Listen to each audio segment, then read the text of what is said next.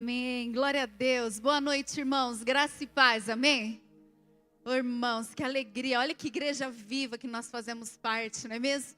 Tão bom a gente poder viver tudo isso e viver em família, isso é bom demais. Se você é aquela pessoa que não costuma se envolver muito com as programações da igreja, eu quero te dar uma dica especial aqui, gente. Eu cresci no meio cristão, cresci na igreja, e eu creio que uma das chaves para a minha vida, para eu me manter mesmo diante do Senhor, irmãos, foi me envolver com tudo que a igreja oferecia de programação, de atividade. Eu me envolvia exatamente com tudo. E quanto mais eu me envolvia, mais eu era laçada ali pelo Senhor, porque a gente se expõe a ambientes da presença do Senhor, e nesse lugar, então, Deus pega o nosso coração, Ele sempre pega. Não tem como a gente estar aqui e em algum momento o Senhor não fala conosco. Talvez a gente pode fingir que não ouviu, pode não dar ouvidos, mas Ele sempre está falando conosco, amém? Então, hashtag fica a dica aí, irmãos. E eu quero compartilhar aqui essa palavra hoje do nosso mês da família. Eu quero saber, você já tem algum testemunho para contar do mês da família? Ou alguma coisa que você pode falar, olha, eu estou percebendo, já percebi algumas lutas diferentes, percebi algumas batalhas mais intensas, né? Eu tenho conversado com algumas pessoas, tenho ouvido a respeito disso, e principalmente com as mulheres aí que estão aí no projeto nosso Em Busca da Dracma Perdida. Gente, eu estou ouvindo tantos testemunhos aqui para esse tempo da família. Nós estamos mexendo nos nossos lares, nós estamos cutucando lá dentro, gente. Nós estamos, sabe, quando vai preparar a terra para plantar, como é que chama? Aragem, né? Faz aquela aragem na terra que pega, vem aquele caminhão lá, aquele trator, e ele cavuca lá de baixo e vem trazendo. Eu estou com essa sensação, sabe? Nós estamos mexendo e trazendo e revolvendo ali a terra da nossa casa, o nosso solo, para nós lançarmos novas sementes. E toda semente lançada em terreno fértil vai frutificar. E eu tenho uma notícia muito boa para dar para você. A sua família é o terreno mais fértil que existe para você lançar suas sementes. Então lança mesmo, porque elas vão frutificar. Amém? Irmãos, então hoje eu quero compartilhar aqui uma palavra que o Senhor tem mexido aqui com o meu coração, das famílias que fluem. E o tema de hoje é uma arca para salvar a sua família. Sim, é esse texto que nós vamos ler, Lucas, é essa história que nós vamos falar. Gênesis capítulo 6, versículo 5, eu quero ler até o versículo 14. Eu gostaria que você prestasse atenção, eu sei que você já conhece muitíssimo essa história, mas leia comigo, porque hoje Deus vai falar com você de forma diferente, amém? Gênesis capítulo 6, a partir do versículo 5, diz assim: O Senhor observou quanto havia aumentado a perversidade dos seres humanos na terra, e viu que todos os seus pensamentos e seus propósitos eram sempre inteiramente maus. E o Senhor se arrependeu de tê-los criado e colocado na terra. Isso lhe causou imensa tristeza. E o Senhor disse: Eliminarei da face da terra a raça humana que criei. Sim, e também destruirei todos os seres vivos, as pessoas, os grandes animais, os animais que rastejam pelo chão e até as aves do céu. Eu me arrependo de tê-los criado. Noé, porém, encontrou favor diante do Senhor. Olha que lindo. Este é o relato de Noé e sua família. Noé era um homem justo, a única pessoa íntegra naquele tempo, e andava em comunhão com Deus. Noé gerou 3 filhos, Sem, Cã e Jafé. Deus viu que a terra tinha se corrompido e estava cheia de violência. Deus observou a grande maldade no mundo, pois todos na terra haviam se corrompido. Assim, Deus disse a Noé: Decidi acabar com todos os seres vivos, pois encheram a terra de violência. Sim, destruirei todos eles e também a terra. Construa uma grande embarcação, uma arca de madeira de cipreste, e cubra com betume por dentro e por fora, para que não entre água. Divida toda a parte interna em pisos e compartimentos. E depois desse texto aqui, então, Deus começa a dar a descrição exata de como ele deveria construir aquela arca. Amém. Feche os seus olhos mais uma vez, vamos orar. Peça ao Senhor para falar com você nessa noite. Você veio aqui por um chamado de Deus. O Senhor te trouxe até aqui. Então abra o seu coração nessa noite para que Ele fale com você. Senhor, nós estamos diante da Tua presença, nós estamos aqui na Sua casa. Viemos te cultuar, render louvores ao Senhor. Mas nós sabemos que o Senhor também tem algo preparado para nós. Nós sabemos que o Senhor quer falar conosco nessa noite e nós abrimos o nosso coração. Traz para nós uma revelação da Tua palavra. Nós queremos sair daqui com uma palavra rema, aquela que vai nos nortear, aquela que vai nos guiar, Senhor. E debaixo dessa palavra nós nos comprometemos, Senhor, a obedecer, a fazer tudo o que o Senhor deseja que nós façamos em nome de Jesus. Eu quero repreender na autoridade do nome de Jesus Cristo tudo aquilo que vem para atrapalhar essa palavra de entrar no nosso coração e de dar frutos em nome de Jesus.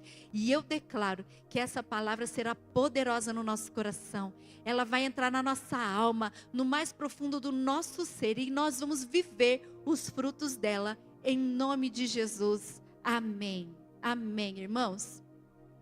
Quando essa semana o Lucas me perguntou, mamãe, sobre o que você vai pregar essa semana? E eu falei, Lucas, eu vou pregar sobre a Arca de Noé. Eu me lembro, filho, dessa cena.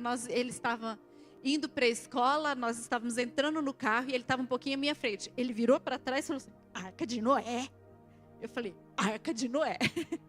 Sabe, irmãos, existem histórias que nós habituamos a ouvir desde criança. Desde criança, a gente ouve essa história de Noé. Ela é fascinante, não é? Você vai pegar uma Bíblia, a Bíblia do bebê. Essa é a segunda história que está nas Bíblias infantis. Uma das histórias mais ensinadas para as crianças. Eu me lembro quando eu era criança, lá na salinha da Escola Bíblica Dominical. Cezinha também fazia parte. E nos momentos de devocional também na minha casa, nos momentos de culto familiar, eu ouvia muito a respeito dessa história, porque ela me fascinava demais. Eu falava, como que um homem pode colocar um casal de cada espécie de animal dentro do barco? Dentro de uma arca? Aquilo me intrigava tanto. Eu tenho certeza que você também já ficou intrigado com essa história. Já ouvi até pessoas que falaram assim, isso daí deve ser alegórico, né? Deve ser simbólico. Irmãos, mas se a Bíblia falou, é literal. É verdade, aconteceu mesmo. Então isso me intrigava, sempre me intrigou. E nós conhecemos tão bem a história de Noé. Aquele homem que construiu essa arca para salvar a sua família de um dilúvio mundial, irmãos. E a gente sabe o que ele fez, né? Mas, irmãos, nós muitas vezes não nos aprofundamos nos valores, nas motivações que essa história tão fascinante ensina para nós. O que foi que aconteceu naqueles dias, irmãos, foi algo que vai muito além de ficarmos imaginando como é que todos aqueles animais entraram na arca, como é que foi a chover 40 dias e 40 noites, vai muito além disso. Irmãos, nessa história há tesouros muito valiosos, que nós podemos e precisamos receber a partir dessa história. Há princípios, há revelações que Deus deseja hoje trazer para o meu e para o seu coração em nome de Jesus. Irmãos, sobre Noé, a Bíblia faz uma afirmação impressionante que talvez você ainda não tenha percebido.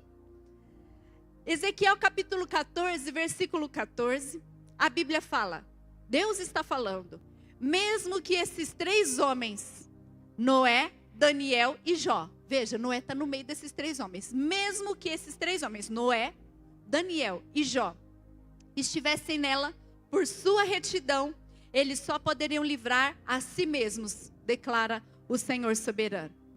Irmãos, o que esse verso aqui diz, e o que impressiona é que ele está falando, se a terra pecar gravemente contra Deus, nem mesmo a presença de três homens de grande justiça e retidão, como Noé, Daniel e Jó, seria capaz de salvar o povo. Eles salvariam apenas a si mesmos por causa de sua própria justiça. Veja que impressionante. Veja como Deus fala a respeito de Noé. Outras versões bíblicas A King James, por exemplo, é uma delas, mas existem várias versões e eu olhei elas. Chamam esses 3 homens de homens notáveis, homens nobres ou também homens excelentes. Veja que lindo, irmãos. Quem está chamando esse trio de homens notáveis? É o próprio Deus. O próprio Deus está chamando eles de homens nobres, homens excelentes, homens extraordinários. Irmãos, então, essa não é só uma história sobre animais e inundação. Essa é uma história de um homem que foi chamado pelo próprio Deus como um homem nobre, como um homem notável, um homem excelente. E quem foi Noé?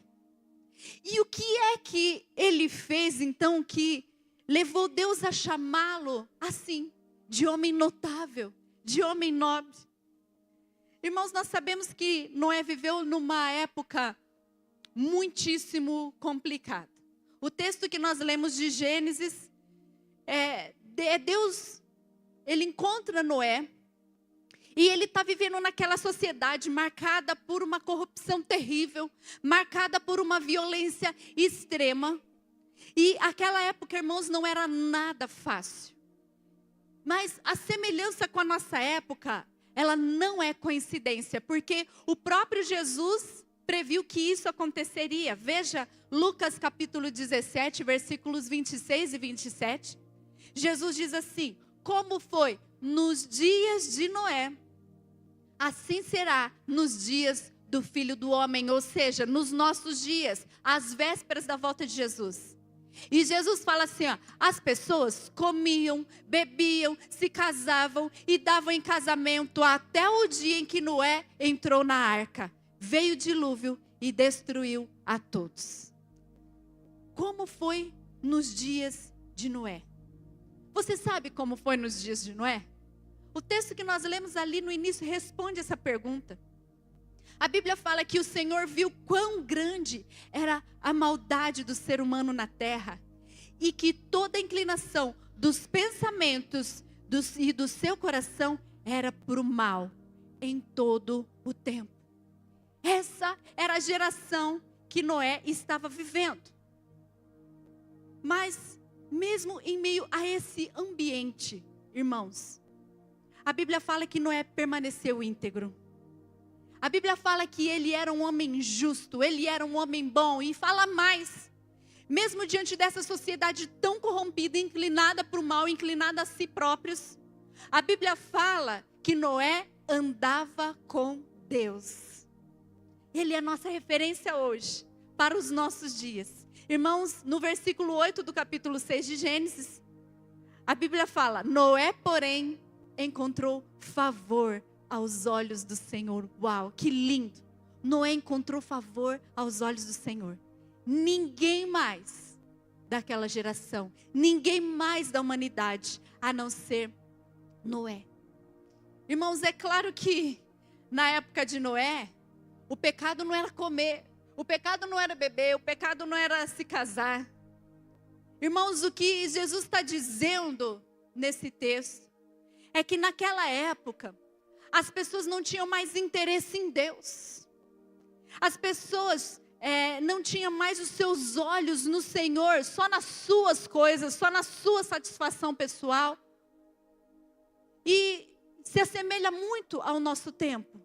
Irmãos, o que importava para eles era atender os seus próprios desejos. E quando isso acontece, irmãos, lutar contra o pecado não é mais uma prioridade. Porque a carne, ela está fortalecida cada vez mais. E agora a regra é atender aos seus próprios desejos, às suas próprias vontades. Quando nós nos inclinamos para nós mesmos, quando nós nos inclinamos para a nossa carne, saiba, nós precisamos saber disso, irmãos, que nós vamos pecar, nós vamos estar propensos ao mal, Satanás vai ter cada vez mais legalidade, comandando a nossa vida. Irmãos, quando nós somos voltados a atender os nossos desejos, a nossa carne se fortalece e o pecado começa a ganhar força em nós. Esse é um dos motivos pelos quais nós estamos em jejum. Esse é um dos motivos pelos quais esta igreja decidiu que nós vamos ser uma igreja que jejua. Nós vamos ter jejuns periódicos na nossa igreja, todos. Porque nós entendemos, irmãos, que a nossa carne não pode nos governar. Nós entendemos que a nossa inclinação não pode ser como a daquele povo, inclinado para o mal. Mas se eu não jejuo, se eu não mato a minha carne, se eu não ponho ela no lugar, a minha inclinação vai ser essa. Só que a Bíblia fala para nós, Jesus fala que nos dias finais, nas vésperas da volta dele, a humanidade se inclinaria para isso. A Bíblia fala que haveriam homens amantes de si mesmos, desobedientes a pai e mãe, homens, irmãos, totalmente corrompidos, a natureza carnal ia florar completamente. Então, por isso que nós estamos jejuando, porque nós somos posicionados, não para sermos como aquela humanidade na época de Noé, mas para sermos como Noé e sua família, amém? Irmãos, então, diante disso, Deus dá uma missão para Noé. Ele fala, construa uma arca. A missão era, construa uma arca, porque essa arca vai preservar a sua vida e da sua família. Irmãos, assim como Noé recebeu de Deus uma missão tão importante, nós, eu e você também recebemos a mesma missão na nossa geração, nos dias de hoje. Construir um lugar de salvação para a nossa família. Eu gostaria que você repetisse comigo, eu vou construir um lugar de salvação para minha família. Eu vou construir um lugar de salvação para minha família. Irmãos, a nossa família é o que nós temos de mais valioso nessa terra. Nós não podemos abrir mão dela. Nós não podemos deixar para lá. Cada um escolhe por si próprio. Irmãos, nós não podemos negligenciar. Nós não podemos fingir que nós não estamos ouvindo o chamado de Deus para essa missão tão importante. Se você está aqui é porque Deus está te chamando para isso, para construir esse lugar de salvação para a sua casa. Irmãos, enquanto hoje muitos terceirizam essa missão, porque agora é assim, nós precisamos assumi-la de verdade. Assim como Noé fez, Noé assumiu a missão.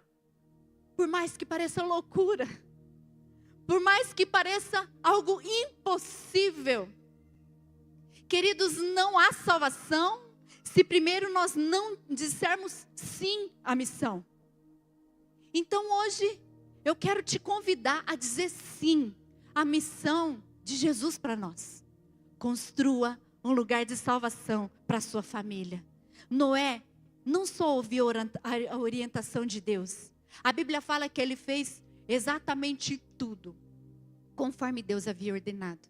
E se você for ler os versículos seguintes, você vai perceber que não foi uma coisa muito fácil que Noé fez. Agora, diante desse esforço de Noé, diante também do êxito que Noé teve na missão, porque você se lembra o que aconteceu depois? O dilúvio veio, e infelizmente aquelas pessoas não deram ouvidos a Noé. Entrou então um casal de cada espécie de animal na arca, e entrou a sua família. Então, depois de 7 dias ali a porta se fechou, o anjo fechou a porta por fora. Então eles ficaram lá dentro e por 40 dias e 40 noites houve muitíssima chuva.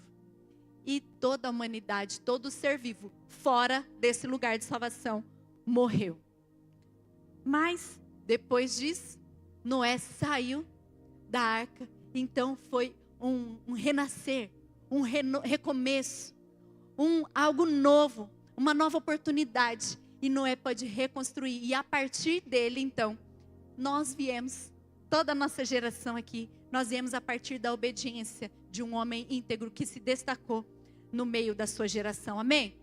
Então, diante dessa história aqui, irmãos, eu quero destacar aqui 3 lições que nós aprendemos com Noé para salvar nossa família. E eu quero perguntar para você, você aceita essa missão de construir um lugar de salvação para a sua família? Diga, eu aceito.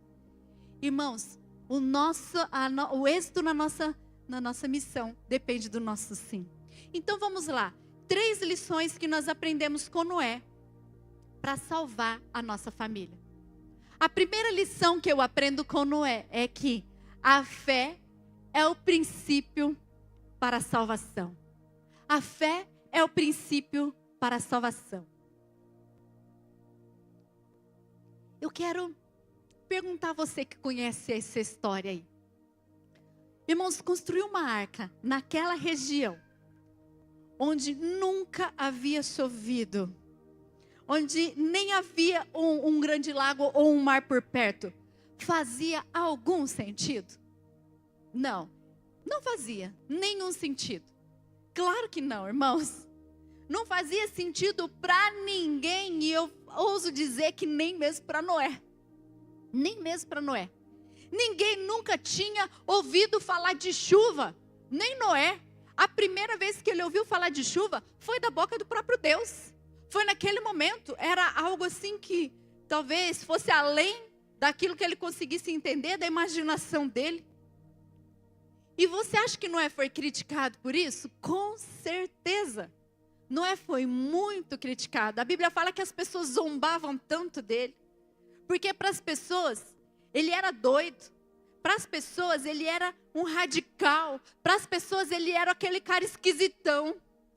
Talvez ninguém mais quisesse andar com Noé.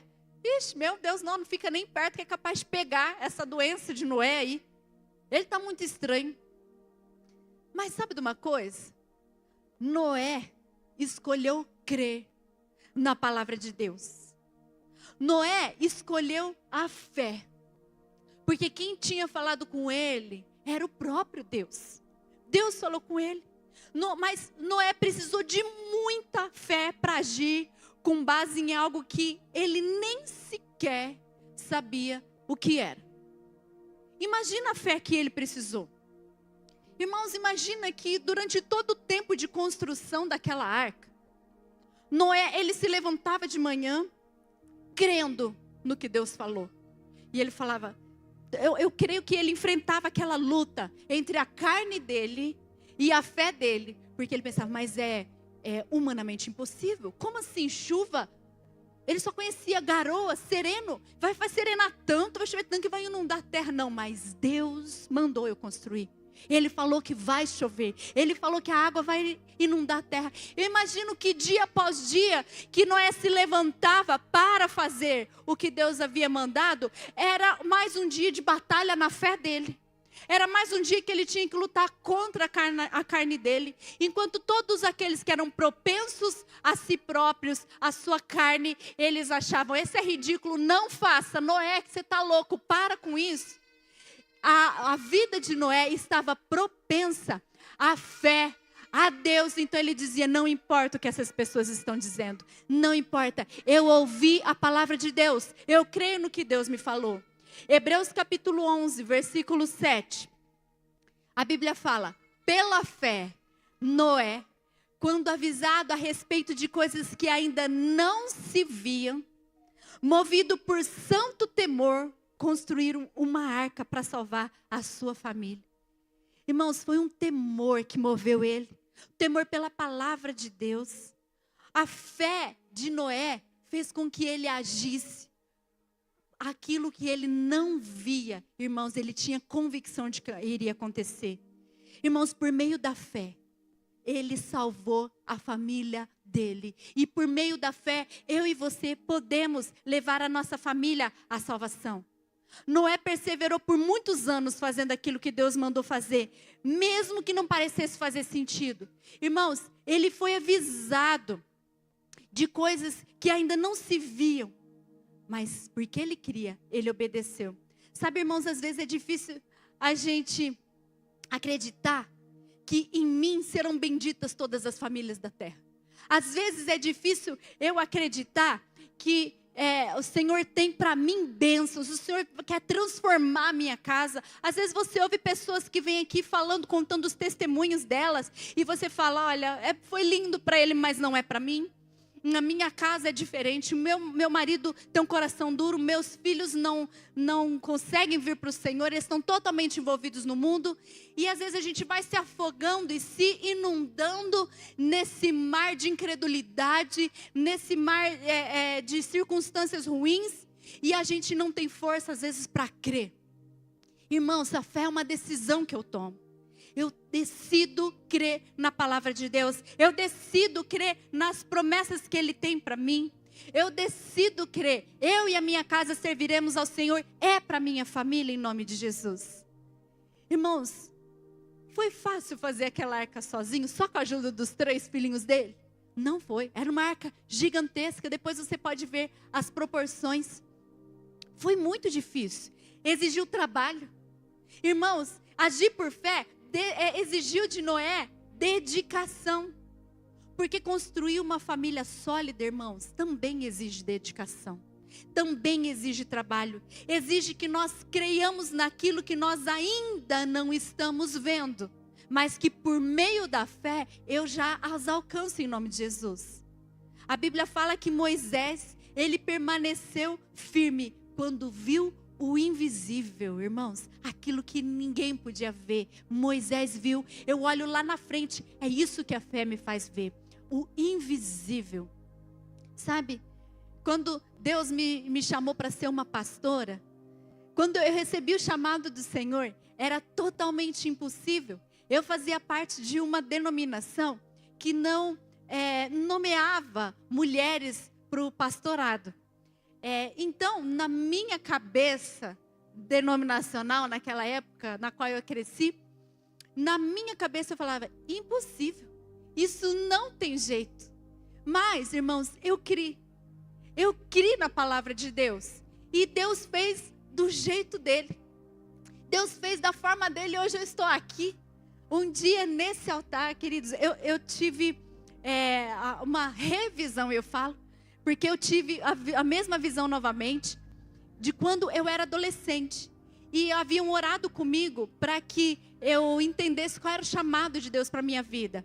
E naquele sonho, eu me lembro que eu me vi com um microfone e eu cantava uma música, e eu sei até qual é. Eu cantava uma música e depois que eu cantava a música, eu falava, irmãos, agora eu quero falar algo importante. E eu pregava.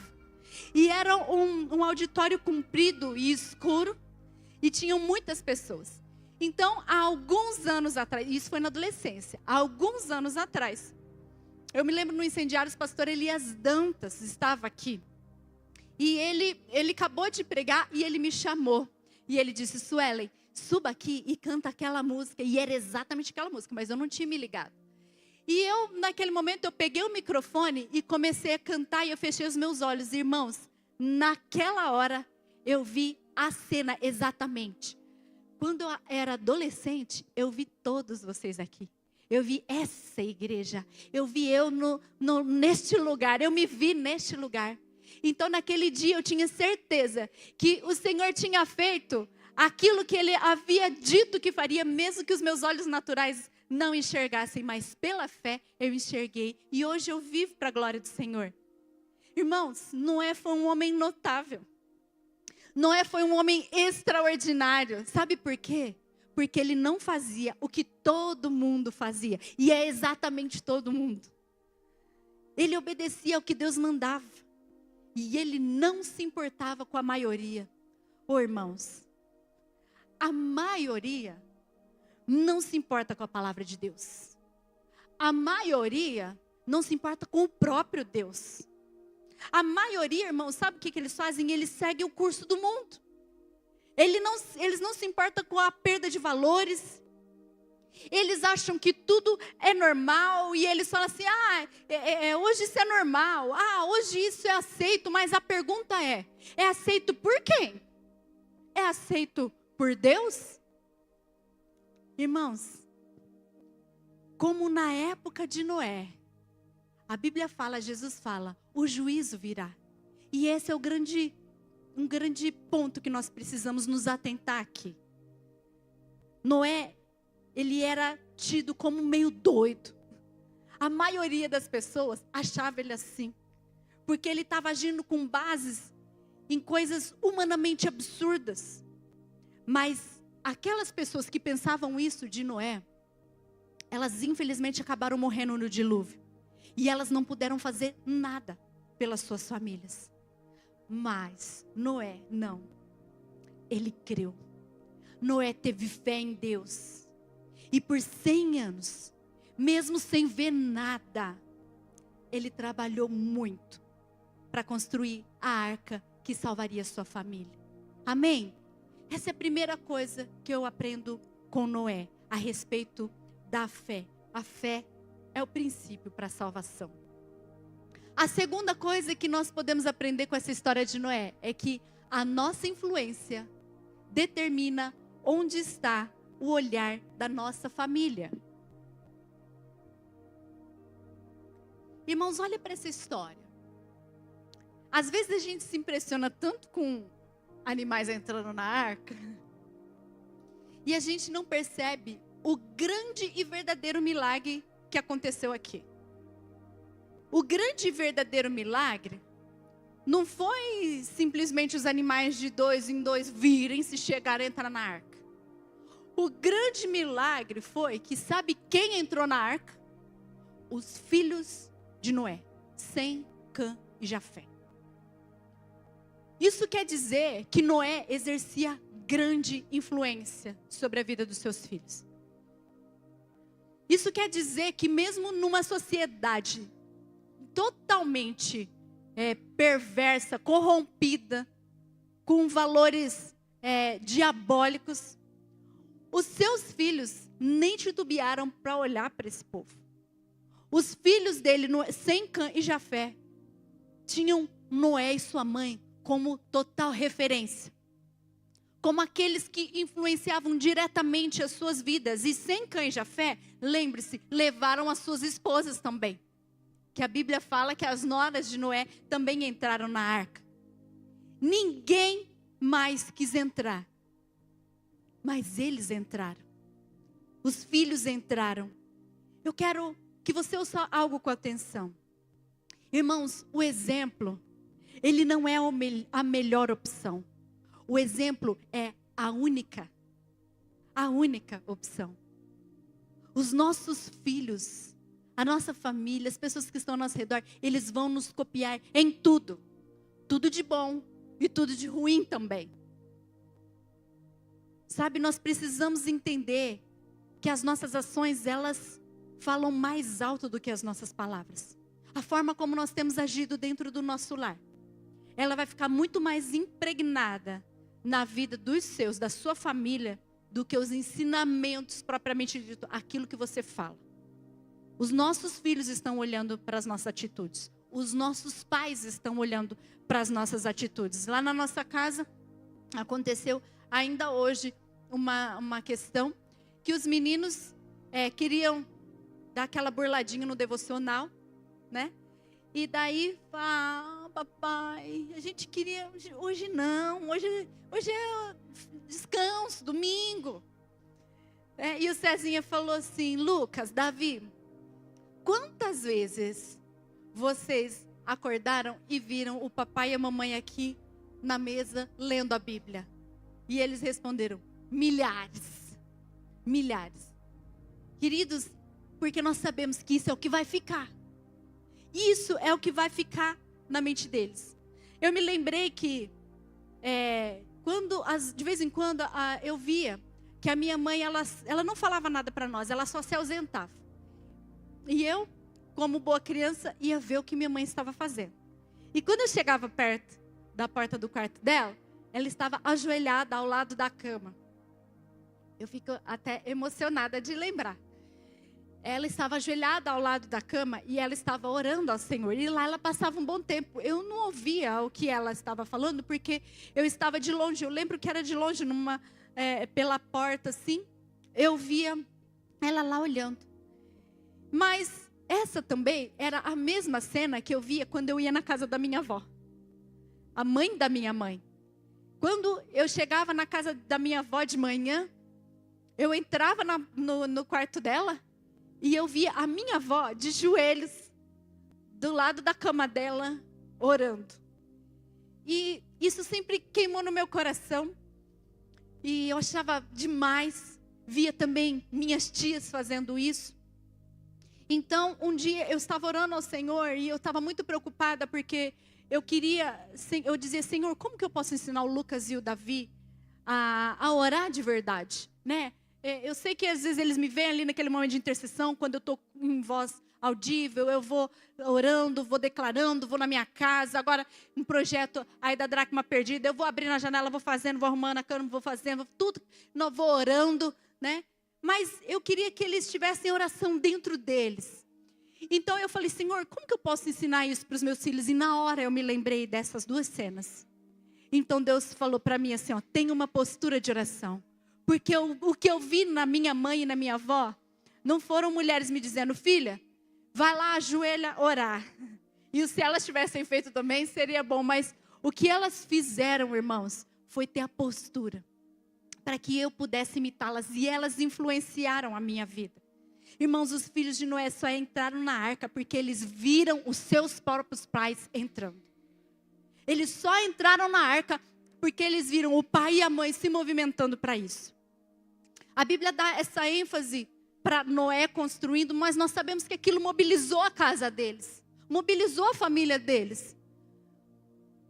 Eles viram os pais totalmente entregues a obedecer, a crer numa palavra tão impossível, humanamente falando. Sabe, o Instituto Barna, ele fez uma pesquisa que ele colocou lá num livro chamado Transformando Crianças em Campeões Espirituais. E essa pesquisa mostra algo muito especial, que talvez contradiz muitas coisas do que a gente fala hoje. Mas a pesquisa mostra que os pais exercem maior influência sobre os filhos do que a sociedade, do que a igreja e do que a escola. Olha só. A influência maior sobre a vida dos nossos filhos é do pai e da mãe.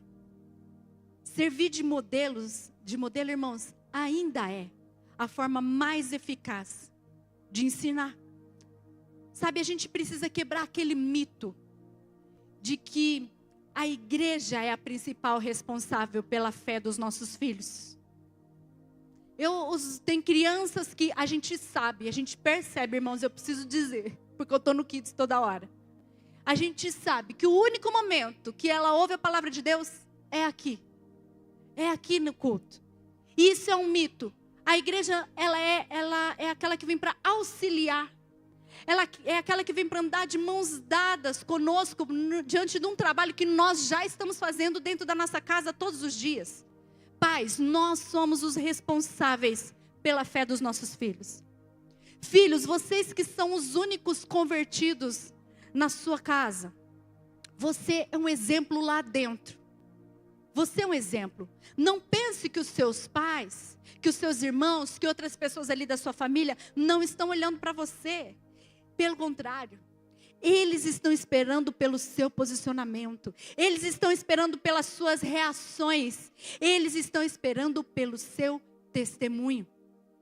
Os seus vizinhos, os seus amigos, lá no seu trabalho, lá na sua faculdade, irmãos, as pessoas estão carentes de influências de verdade. A gente tem na internet influencer para tudo. Mas eu vou falar para você, influencer de família é só aqui no dia a dia, não vai ter na internet, porque na internet só tem coisa boa. Mas a vida real, a influência de verdade, acontece aqui, no dia a dia, no olho. A gente vendo, as pessoas estão olhando para a nossa família, irmãos. Deuteronômio capítulo 6, versículo 4 a 9, eu amo esse texto. Ele fala exatamente como nós devemos influenciar. A Bíblia fala, o próprio Deus falando, ó, ame ao Senhor teu Deus de todo o teu coração, de toda a tua alma, de toda a tua força. E você vai ensinar isso para os seus filhos. Como? No dia a dia. Vivendo esse amor, vivendo uma vida apaixonada pelo Senhor, no caminho, assentado, ele fala andando, quando você se deitar, quando você se levantar, em todo o tempo, na sua caminhada, enquanto você vai vivendo a sua vida cotidiana, eles vão vendo o seu amor e a sua paixão pelo Senhor. Irmãos, é melhor demonstrar valores do que ensiná-los. Então, uma pergunta que nós devemos sempre nos fazer: que tipo de modelo eu sou para os da minha casa? Que tipo de modelo a minha família é para a minha sociedade, para a nossa sociedade? Que tipo de família, que tipo de modelo a minha família é para os meus vizinhos? Cezinha conta aqui, acho que até domingo passado, se eu não me engano, esses dias ele falou, desse exemplo, que tinha uma família que pintou lá no muro, propriedade exclusiva de Jesus, né? Mas aí, gente, eles não viviam esse modelo, eles quebravam pau, gritavam, falavam palavrão, viviam ameaçando de se separar, tudo aquilo lá. E daí, os próprios vizinhos vieram embaixo e colocaram: pode ser propriedade de Jesus, mas está alugada para o capeta. Irmãos, infelizmente, nós precisamos nos atentar, porque às vezes a gente não está sendo esse bom modelo.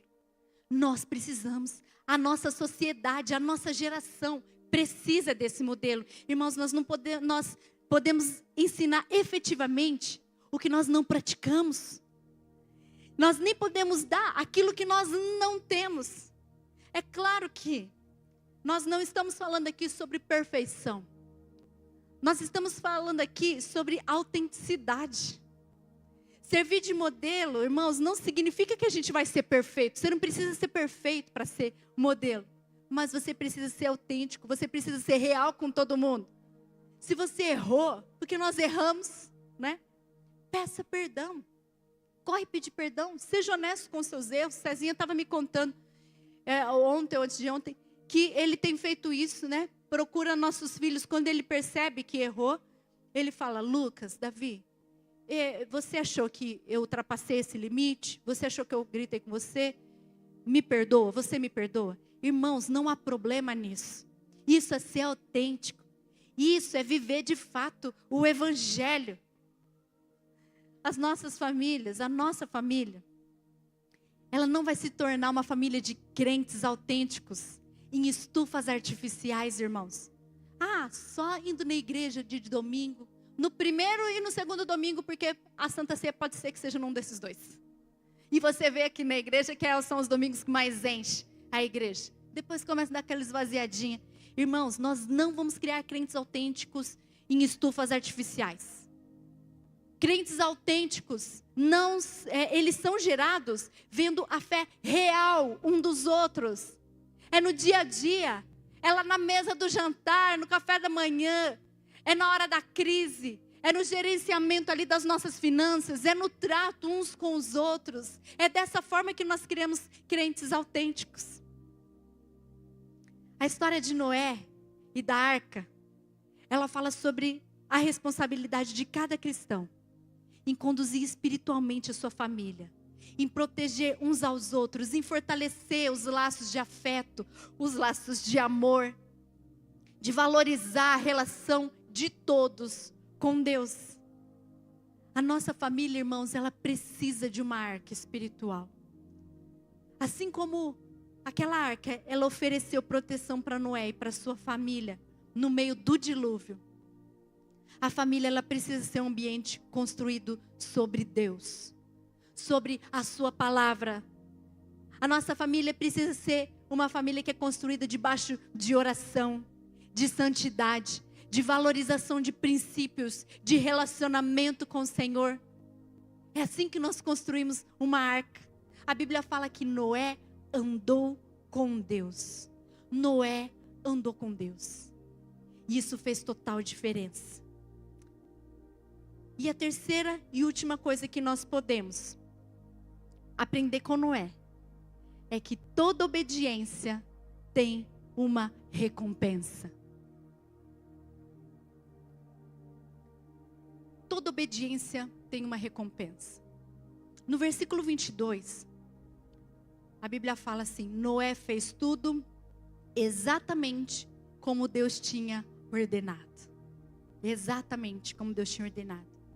Irmãos, a obediência à palavra de Jesus vai fazer você construir uma arca. E essa arca vai salvar a sua família. Irmãos, a obediência de hoje, quando você ainda não está vendo água nenhuma, quando você não está vendo nenhum sinal de que vai chover, quando você olha e não vê nuvem alguma, irmãos, porque nós somos, hoje nós temos a previsão do tempo. Você tem no seu celular, nós consultamos agora antes de sair para saber se esfriar até a hora que terminasse o culto, não é verdade? A maioria das vezes dá certo. Tem vezes que dá errado, mas a maioria das vezes dá certo, não é verdade? Mas Noé não tinha essa previsão do tempo. A única previsão do tempo que Noé recebeu foi quando Deus falou para ele: se prepara que vai chover muito. A única previsão do tempo que Noé recebeu. E ele obedeceu. Mas ele obedeceu quando não tinha nenhum sinal. Quando o tempo ainda não tinha ficado nublado. A obediência de hoje, quando você ainda não está vendo água nenhuma, quando não tem nuvem no céu, quando aparentemente os seus filhos não estão em perigo, essa obediência vai construir um lugar de salvação garantida para os seus filhos quando o vento começar a soprar. É essa obediência, quando eu não estou vendo nenhum tipo de ameaça. Sabe por quê, irmãos? Porque o dia da água vai chegar. Dias terríveis virão. Mas a sua arca vai estar prontinha, amém? A minha arca vai estar prontinha. Sabe, nesse tempo as pessoas vão dizer: mas você está maluco? Você está doido? Para que tudo isso? Suelen, você é uma exagerada. É muito exagerada, não precisa disso. Deixa de ser fanática. Deixa de ser religiosa. Mas nesse momento é importante, irmãos, não dê ouvidos. Não dê ouvidos a essas vozes. Segue fazendo aquilo que Deus te chamou para fazer. Segue construindo a sua arca todos os dias. Mesmo que você levante e fale: hoje ainda não tem sinal de chuva, mas Deus mandou eu fazer, eu creio nisso. Segue fazendo o que Deus te mandou fazer. E na hora da chuva a sua arca vai estar pronta. Sabe, irmãos, aproximadamente 2 semanas antes de começar o jejum de Daniel, Deus falou muito comigo sobre essa semana sem açúcar. Para quem me conhece, eu não valorizo tanto assim o açúcar, a não ser no café, né? Mas aí, irmãos, como eu não valorizo tanto, eu sei que às vezes eu dava até para mim não faz diferença, então não é, sabe? Mas Deus falou comigo muito fortemente. Ele falou assim, eu estava ouvindo, demorou 2 semanas só porque eu não estava muito querendo ouvir, né? Eu percebi isso. Mas aí eu entendi que Deus queria que eu tirasse, irmãos, não era só o açúcar em si. Deus queria que eu tirasse exatamente tudo que fosse dar qualquer sabor adocicado para o meu paladar. Aí eu sofri. E daí, quando o César falou assim, alguém que sofreu, eu levantei a mão com gosto. Irmãos, eu levantei. Aí eu percebi que às vezes eu dava o golpe, entendeu?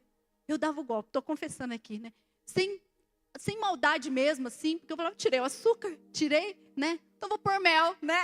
Quem sabe, se você foi esse que fez assim. Tirei açúcar, mas eu vou comer alguma coisa, 0 açúcar. E Deus falou comigo, nada que dê paladar. Irmãos, foi difícil. E eu confesso, irmãos, para vocês, que quando eu ia tomar o meu cafezinho, eu pensava se aquilo foi sofrido, mas eu falei, não, eu vou obedecer até o final. Eu vou obedecer.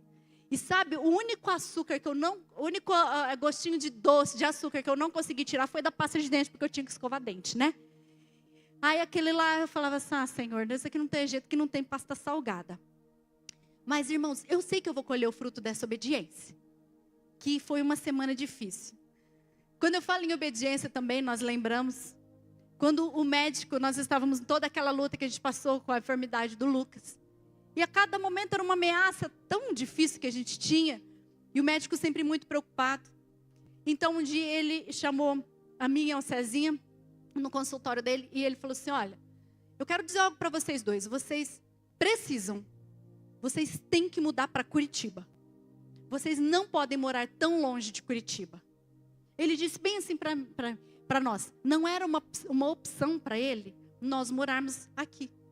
Ele falava assim, vocês estão debaixo de ameaça constante de vida. Então, quando ele falou isso, nós falamos, tá bom. Mas nós nunca fomos. E nós sabíamos que Deus não tinha essa palavra para nós. Nós seríamos desobedientes. Se nós mesmo diante da palavra do médico, e sabendo de todos os riscos que aquilo envolvia, se nós fôssemos embora para Curitiba, irmãos, talvez fosse aplacar algo no nosso coração. Talvez fosse nos acalmar naquela circunstância. Mas nós estaríamos em desobediência a Deus. Porque o que Deus havia dito para nós é, Laranjeiras do Sul. Essa é a casa de vocês. Essa é a terra de vocês. Não foi fácil obedecer.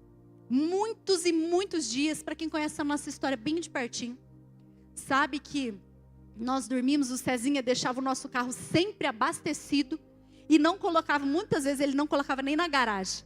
Ele deixava ali do lado de fora, pronto para qualquer coisa a gente sair correndo para Curitiba. Mas mesmo o médico sabendo disso, ele falava, não, é pouco, vocês têm que mudar. Mas aí nós falamos, não, nós vamos estar em desobediência ao Senhor. Às vezes, irmãos, a obediência ao Senhor vai custar.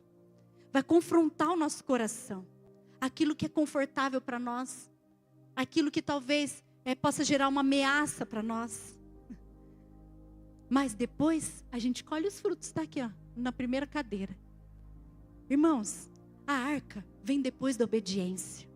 Obediência é em primeiro lugar. Primeiro você obedece.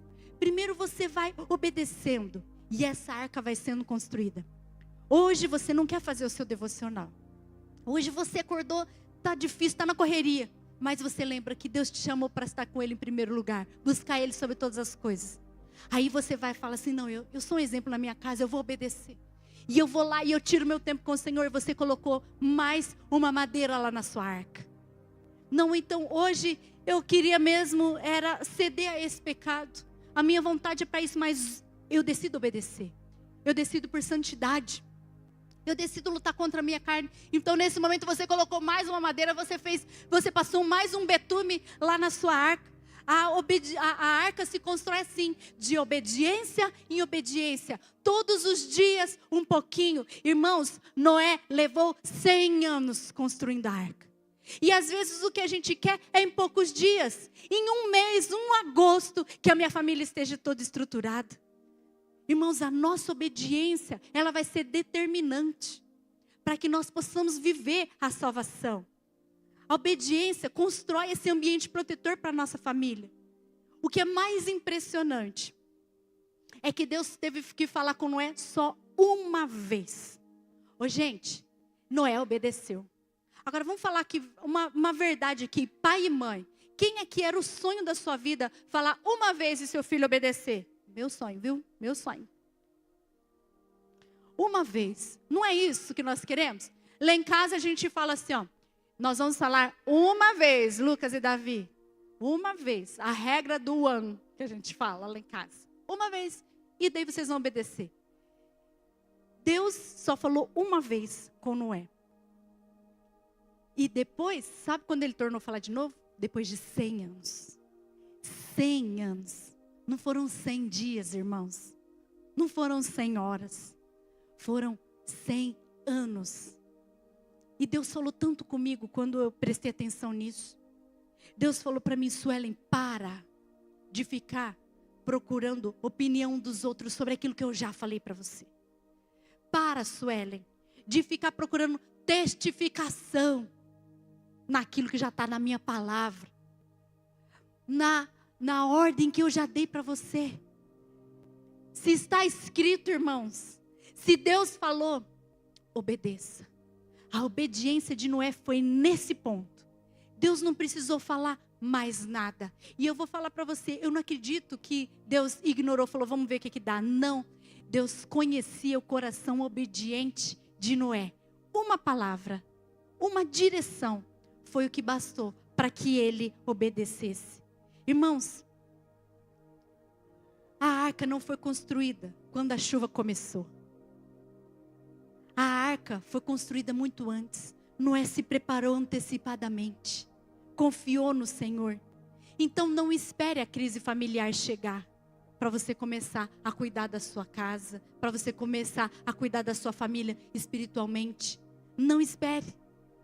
Noé precisou continuar construindo, mesmo quando aquilo que Deus havia anunciado não era visível. Quantas vezes Deus falou com Noé? Uma vez. E hoje, irmãos, Ele está falando comigo e com você.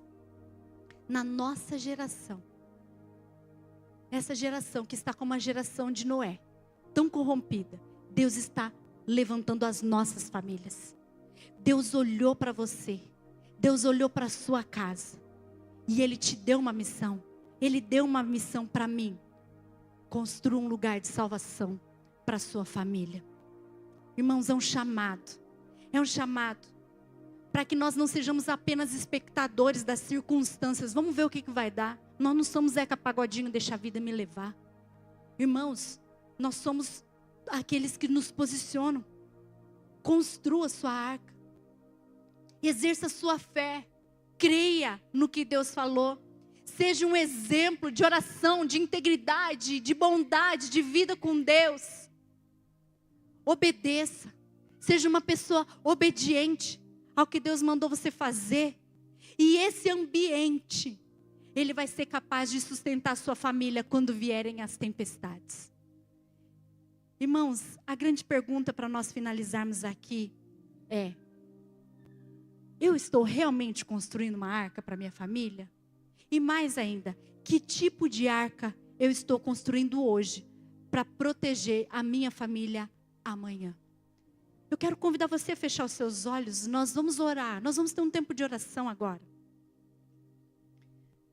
O louvor vai nos conduzir em adoração.